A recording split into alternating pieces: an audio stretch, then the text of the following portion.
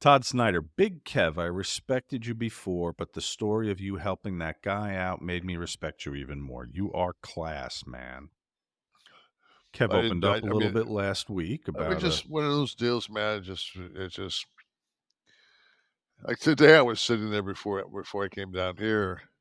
I was watching one of those commercials like Feed the Children, mhm, and it's like, it's everyone. I mean, I'm just one of those people, man. It's just that, and I immediately go into, okay, they're showing like, kids from different countries. I'm like, where is the one that I want to see where it's the kids from America that aren't being fed? Like, feed the children of America. Like, mhm. I want that. Why do I have to? And on top of all that, instead of with my $20 donation, sending me a fucking $7 canvas bag that says "Feed the children," how about you take that $7 and feed the fucking kids with it? I don't need a canvas You don't bag. need the bag, bro. Yeah, It's like Jesus, man. exactly. Well, we have opportunities for those programs like Head Start programs and breakfast and school programs and all these things. If they were passed by all states, of course, there are many states that have progressive programs in their schools to take care of kids in districts that need uh, Well, you've got need us to five feed them. 5 or 6 GOP candidates that are wanting to get rid of Social Security and Medicaid, and Medicare. Right, That's and they don't realize that people pay into those programs. Those aren't government funded programs. So it's right, like, I paid Social Security, taxes my entire life, and now it's time for me to get it. And they think they're gonna fucking, trim the fucking the debt with it. It's like it doesn't work like that, you stupid fucks. right. Yeah, I mean But that's all that's through contribution. So yeah. that's a whole other discussion. But Kev, with that story with the guy last week, anyone who didn't listen, there was a guy who'd fallen on some hard times at Kevin's gym, and Kevin helped him out with some trans and a little bit of and financially a little bit.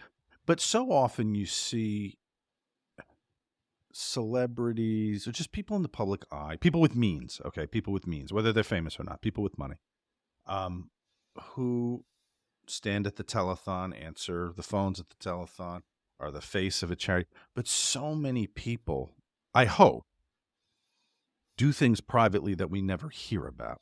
Like that was a good example. That you never told that story, I assume, before, and it comes out of your mouth just by chance on a podcast. How many times? Sure, before was it you or Sean who told me they never saw Scott pass a homeless person and didn't give him something? Scott, well, everyone. I never saw Scott, Yeah. pass somebody and not. I've seen fucking guys like Scott go to give him a 20 and the guy like not be down and out. Like, what do you give me this for? Fuck you, what's Oh, wrong with you? I'm waiting for the And bus. What the fuck? Scott's like, sorry, man, your shit. What's your Those ticket? sneakers, bro. I Yeah, thought you needed it. exactly. Dad, no shit, man, dude. Like, why don't you fucking take a shower or something, man? Fuck, get out of me. But it's heartening to hear stuff like that because it makes you hope that this It's goes hard, on man. It's outside. hard when you're on the road like that. You know, it's hard when you're on the road and you just see people that, especially when you go in the wintertime, like homeless people in LA, you know, in a sleeping bag in a tent doesn't have the same as some guy covered with papers underneath a viaduct when it's 30 degrees. And, Yeah. it's just like And the thing is with my people talk wife about just went to Nashville. She said the homeless problem there is really bad. really. We were in Nashville a year ago to this week. Yeah, The yeah. the all the homeless were in our live event, so they were off the street for that hour Right. in the Kliq this audience basically. But yeah, I didn't see much of the city that we were. I was in and out. So, well, that's a shame if it's falling into But it's not disorder like because that. there's like fucking 30 cranes in downtown Nashville. Like they're building and Construction, yeah. yeah, they're building nonstop. It just I think what happened was there was such a like anything else, there was such a flux of, um, of the population that went to Nashville and Austin, and they just, I think that homelessness follows that, Mm. you know. And so much of the shelters and the places that are built for this, they're unsafe.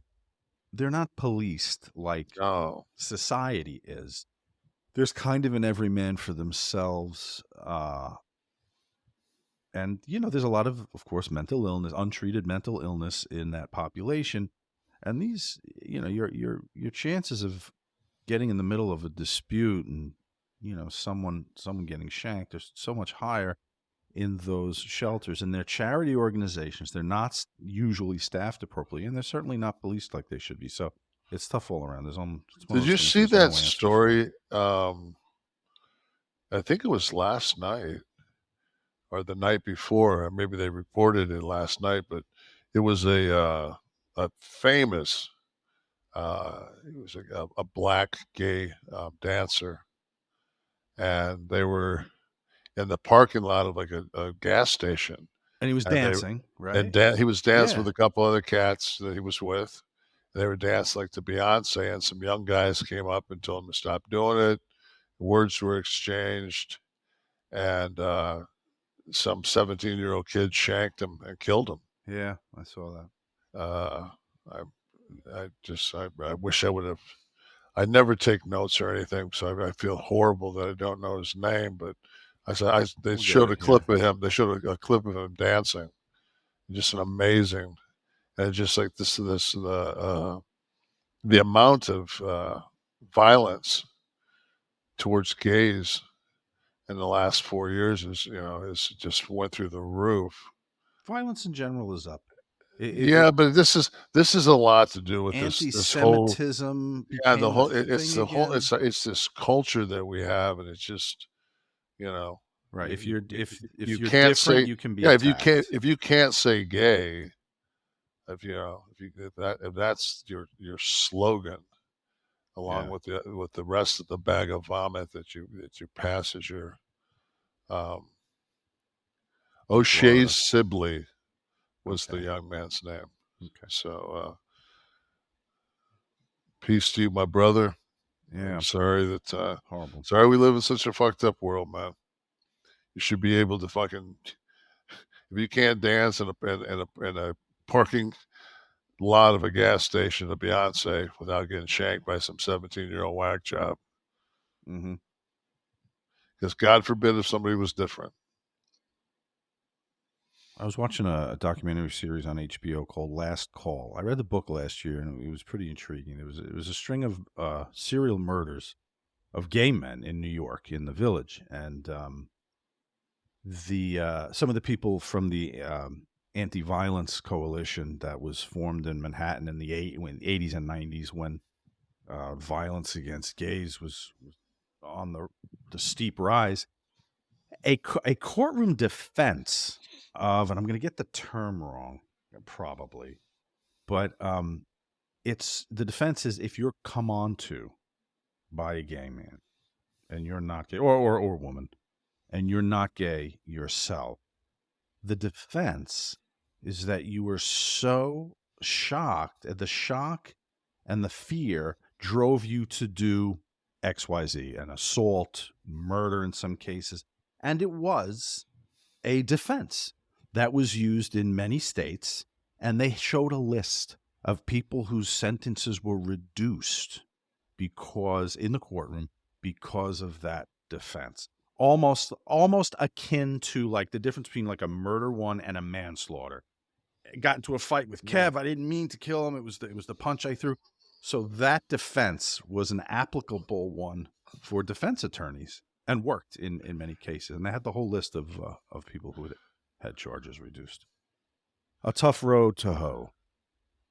Delbert Prince says, since this podcast started with Kevin and Sean Oliver, it taught me to get my life together. And as of right now, I'm making progress, even though it is a process. Love is love to Kevin Nash, Sean Oliver, NWO fan for life. Good to hear, Delbert.